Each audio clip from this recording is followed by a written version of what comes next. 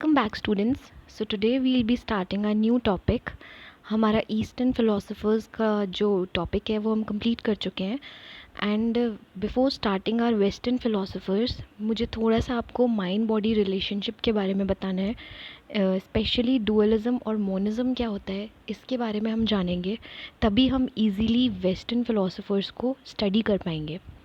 सो बहुत सारी अप्रोचेस हमारे सामने आई हैं, उनमें से जो बहुत इम्पॉर्टेंट है वो है हमारी माइंड और बॉडी को लेके, और क्या व्यूज़ रही हैं लोगों में या फिलोसफर्स में, whether they both are separate entities या फिर ये दोनों इंटर रिलेटेड हैं।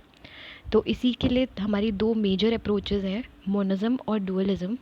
एंड मोनिज्म में भी हम आइडियलिस्ट और मटीरियल मोनिस्ट की बात करते हैं।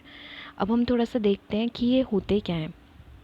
तो अगर हम डुअलिज़्म की बात करें तो डुअलिज़्म के पीछे का जो मेजर बिलीफ है वो यही है कि जो ह्यूमन बीइंग्स हैं वो मटेरियल ऑब्जेक्ट्स हैं, और कोई भी ह्यूमन बीइंग जो है वो दो अलग अलग चीज़ों से मिलके बना है, बॉडी जो कि फ़िज़िकल है और माइंड जो कि एक नॉन फिज़िकल एंटिटी है। तो जो जैसे कि काफ़ी फेमस फ़िलोसफर्स हैं उनमें से एक डिस्कार्टिस भी रहे हैं। उन्होंने एक टू वे इंटरेक्शन के बारे में बताया है, जिनकी डुअलिज़्म फ़िलॉसफ़ी को ही हम इंट्रैक्शनिज़्म कहते हैं।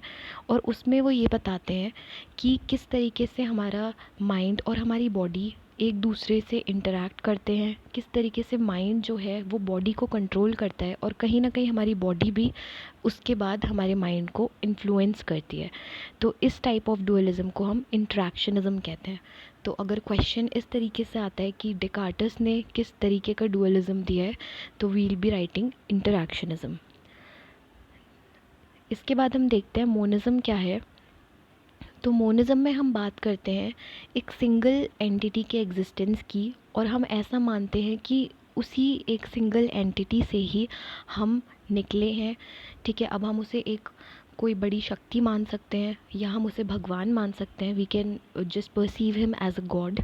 तो हम ये मान के चलते हैं कि सिर्फ एक ही चीज़ है जो एग्ज़िस्ट करती है इस पूरी दुनिया में, और उसी एक चीज़ के हेल्प से हम चल रहे हैं या फिर हम जी रहे हैं।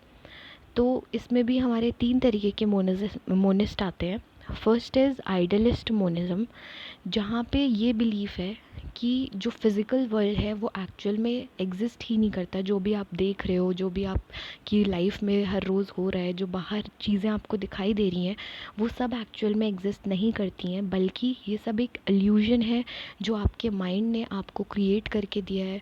जो भी आपका दिमाग आपको दिखा रहा है, आप सिर्फ उन्हीं चीज़ों को देख पाते हो। तो बेसिकली यहाँ पे जो प्राइमरी कंसर्न है हमारा, वो हमारी मेंटल एग्जिस्टेंस पे है, हमारे माइंड के एग्जिस्टेंस पे है। फिर मटीरियल मोनिज़्म जो होते हैं वो ऐसा मानते हैं कि जो फिज़िकल मटीरियल है या जो फिज़िकल वर्ल्ड हमें दिख रहा है वो एक्चुअल में एग्जिस्ट करता है, और ब्रेन और माइंड जैसी कोई चीज़ नहीं होती, बल्कि ब्रेन एग्जिस्ट करता है। ब्रेन क्यों एग्जिस्ट करता है? क्योंकि ब्रेन हमें फ़िज़िकली दिखाई दे रहा है, ब्रेन को हम पढ़ सकते हैं, ब्रेन की हम स्टडी कर सकते हैं, और ब्रेन ही है जो हमें एक तरीके से हमारे एग्जिस्टेंस को या हमारे कॉन्शियसनेस को बनाए रख रहा है। तो मटीरियल मोनिस्ट का जो मेजर फोकस रहा है वो रहा है हमेशा से ही फ़िज़िकल चीज़ पे, ठीक है, फ़िज़िकल मटीरियल वर्ल्ड पे।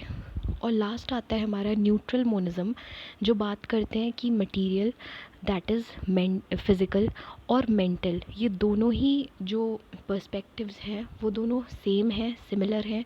इनको अगर हम रिड्यूस भी कर दें तो ये एक ही चीज़ बनेंगे और ये एक सिंगल एंटिटी है।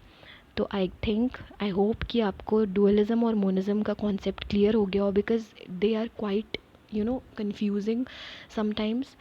जबकि ये बहुत ही कॉमन टॉपिक है बट थोड़ा कंफ्यूज करता है, तो इसीलिए मैंने सोचा कि इसको पहले करा देना चाहिए।